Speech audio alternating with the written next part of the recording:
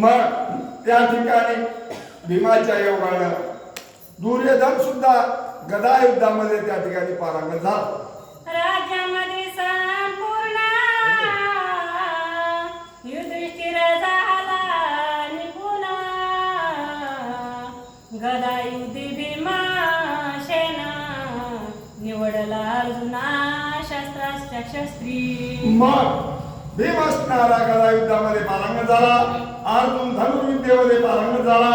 धर्मराजा त्या ठिकाणी असणारा राजनीतीमध्ये पारंगत झाला. असे पंडूचे हे मुलं असणारे सर्व विद्येमध्ये पारंगत होऊ लागले. नित्य ज्ञानी पूर्ण कुशला परमविवेकी झाला नकुल.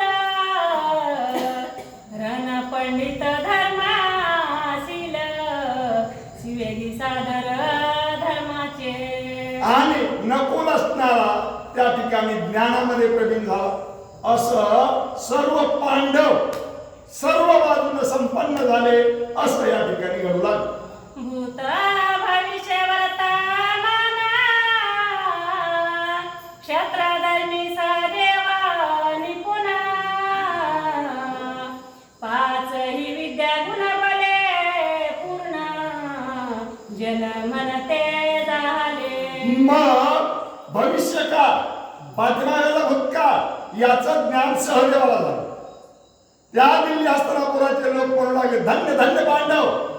पांडव 5 गुणांना असणारे संपन्न आहे. सर्वात श्रेष्ठ पांडव आहे. पांडवाची वाहवा दिल्ली हस्तिनापुरामध्ये होऊ लागली. कांती पातासी म्हणे द्रोणा म्या तुझा विद्या दिली संपूर्ण.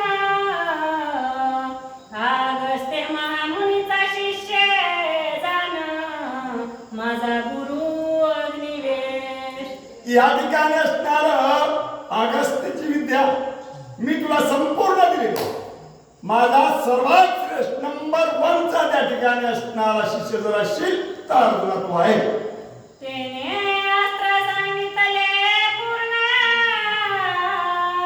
ते जैसे ते झालं विष्णू सुदर्शन. सोडिता ब्रह्मांड पूर्ण निमेषार्ध जाईल पै. आणि त्या अगस्त्याने दिलेली जी मला विद्या आहे ते असणार चक्र सुदर्शन. ते असणार एका क्षणात ब्रह्मांड जाण्याचं सामर्थ्य त्याच्यामध्ये आहे असं द्रोणाचार्य त्या ठिकाणी अर्जुनाला म्हणतात. ते कोणासी न सांगावे भरतीयावरी न घालावे. मग ते ब्रह्मशास्त्र बरवे अर्जुनास उपदेशिले. मग ते शस्त्र असणार भलत्यावर घालायचं नाही, सामान्यावर घालायचं नाही. ज्या वेळेस आपल्या जीवावर येतं त्यावेळेस त्या शस्त्राचं प्रयोजन कर.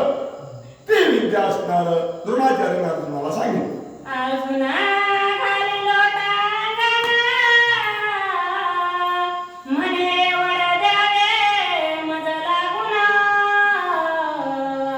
सकल राया देखता दारुण मजशी युद्ध करावे. या ठिकाणी अर्जुनानं सांगितलं हे अस्त्र असणार मला द्या. हात जोडून माझी विनंती. सर्व राजा देखत त्या अस्त्रशस्त्राचं प्रयोजन माझ्या समोर करा.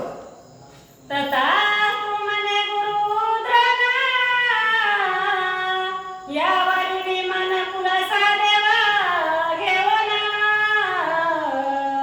पूर्व पश्चिम उत्तर दक्षिण दिग्विजय केला अर्जुनी. मग तिथून पुढं नकुल सहदेव भीम आणि अर्जुन यांनी पूर्ण पृथ्वी जिंकली, दिग्विजय केलं.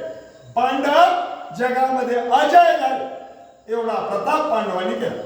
समस्त जिंकून इंद्र पावला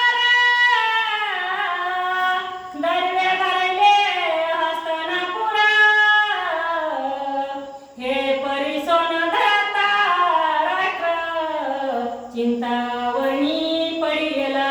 मग पांडवांनी पूर्ण पृथ्वी जिंकली. धनाचे भांडार आणले. दिल्ली हस्तिनापूर धनानं भरलं. हे पाहून धृतराष्ट्राला सुख वाटायचे ते दुःख वाटू लागलं. कारण पांडव अजय झाले आणि आपले मुलं भेटले निघाले. याचं दुःख रात्रंदिवस तळमळ तळमळ धृतराष्ट्र करू लागला. म्हणे पांडव झाले बलवंत, राज्य घेतील क्षणात, अभागी माझे सुत, दीक्षा मागतील वाटते. मला असं वाटतंय पांडव असणारं पूर्ण पृथ्वी जिंकली. माझ्या मुलाला जिंका त्यांना वेळ लागणार नाही. माझ्या मुला अभागी, त्यांच्यावर भीक मागायची पाळी येईल असं त्या ठिकाणी धृतराष्ट्र म्हणू लागला. मग कणिकनम प्रधान आंध्यानीला बोलावून, धृतराष्ट्राचा सखा निर्विण, दीर्घरटा नटतो. दीर्घभ्रष्टा नष्ट असा एक प्रधान त्या ठिकाणी धृतराष्ट्रानं बोलून आला आणि त्याला काय आज्ञा राजा धृतराष्ट्र सांगतो ते ऐक. अंत अंध एकांती त्याची सांगत, पांडव झाले बलवंत, माझ्या पुत्राचे मनोरथ पुढे निष्फळ दिसती. मग तो कपटी प्रधान त्याला धृतराष्ट्रानं सांगितलं पांडव बलसंपन्न झाले, माझ्या मुलाचं या ठिकाणी आता मला पुढं खरं दिसत नाही. माझ्या मुलावर भीक मागण्याची पाळी आल्याशिवाय राहणार नाही असं त्या प्रधानाला धृतराष्ट्र सांगतो. तो सकल कुंटीला माती श्रेष्ठ, खरा तुल्य नाथा वरिष्ठ, कुबुद्धी सागर पापिष्ट, कापटे वेशी धूर्त तो दूत कसा होता? कपटी होता, धूर्त होता. सर्व बाजूनं त्याच्या मनात सर्व वाईटच भरलेलं होतं. जसं विषाची कांडी असते, कोणत्याच बाजूनं चांगली नसते, तसा हा प्रधान होता. म्हणे रायाचे सावधान, पुढे आहे बहुता दिवसी मरण, तरी त्याचा विचार जाण, अवश्य आताची करावा. प्रधानानं सांगितलं राजा वैरी लहान आहे तोपर्यंतच त्याचा बंदोबस्त करावा लागतो. साप बारीक आहे तरच त्याला ठिचून मारावं लागतं. त्यासाठी या पांडवाचा बंदोबस्त करणं अगत्याचं आहे असं त्या दुष्ट प्रधानानं सांगितलं. वैरी पादोदरा क्रशन, सर्वथा आणून येईल हान, त्याचे निर्मूल करावे पूर्ण, सकल कार्य टाकूनिया. सगळं कार्य बाजूला साधावं. वैरी लहान असं समजायचंच नाही. जोपर्यंत वैरी लहान आहे तोपर्यंतच त्याचा बंदोबस्त करणे आणि त्यांचं निर्मूलन करणे असं त्या प्रधानानं धृतराष्ट्राला सांगितलं. गोत्राज सर्पातुल्य भूपती,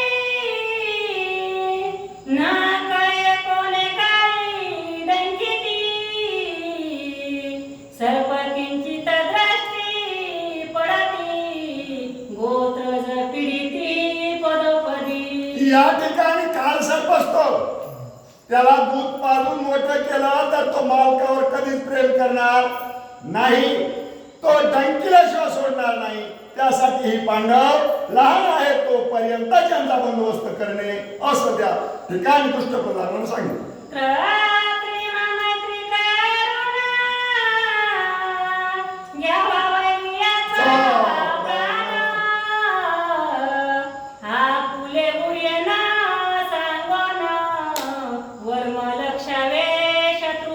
शत्रूचं वर्म लक्षावं. शत्रू बरोबर मुखात साखर आणि पोटात काळा कुट्ट भरलेला असावं. ज्यावेळेस शत्रूवर त्या ठिकाणी संकट येईल त्या ठिकाणी संकट येईल आणि पुन्हा पिटवून द्यावं आणि वैराचं निपात करावं असं त्या ठिकाणी तो प्रधान सांगत आहे.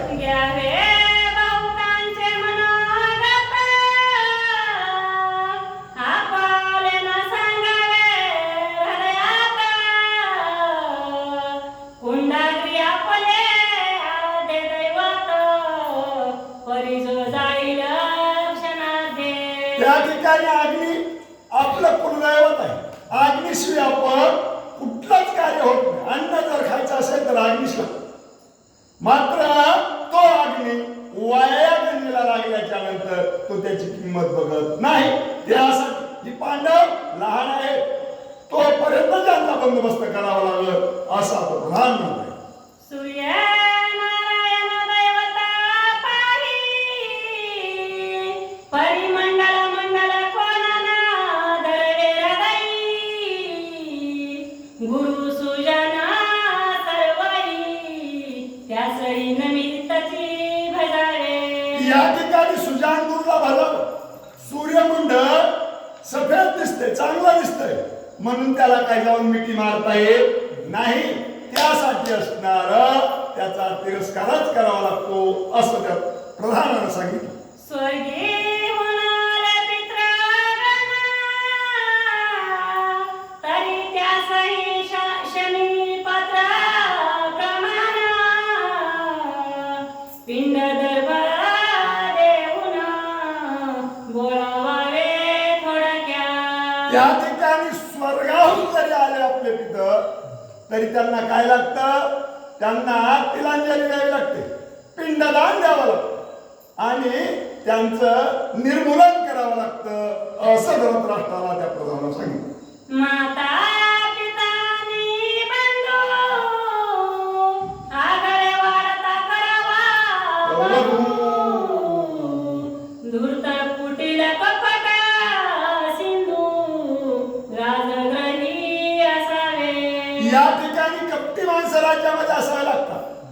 आई असो बाप असो किंवा मुलगा असो आडमार्गाने चालल्याच्या नंतर त्याला त्या ठिकाणी मारावंच लागतं. आडमार्गाने जाऊन येऊन जमत नसतं असं त्या ठिकाणी प्रधान सांगतात. क्षेत्रालागी कंटकावरण पायाचा रक्षक उपनहा जाणा हात सुहृदाचे घ्यावया प्राण विष जवळी असावे. त्या ठिकाणी असणार शेताचं संरक्षण करायचं जर झालं तर कातडी लावावं लागते. म्हणजे शेतात कुणाचे मोकार जनावर येणार नाही, डुकर शिरणार नाही असा बंदोबस्त करावा. आपटाला जर मारायचं ठरलं तर गोड बोलून काटा काढावा लागतो. त्याला वैर दाखवायचंच नाही, गोडच बोलत राहायचं असं त्या प्रधानानं सांगितलं.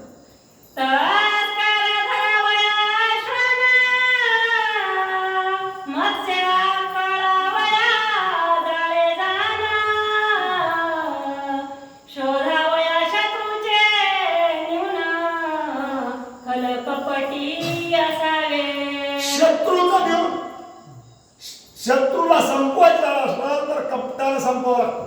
मासा जर धरायचा असला तर त्याला जाळ लागतं असं त्या ठिकाणी तो प्रधान सांगत आहे. स्तंभावरिता पडे मंदिर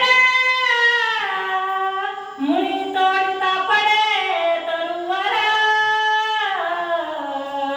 शत्रूचे न्यून रात्र लक्षिता क्षय सहजची.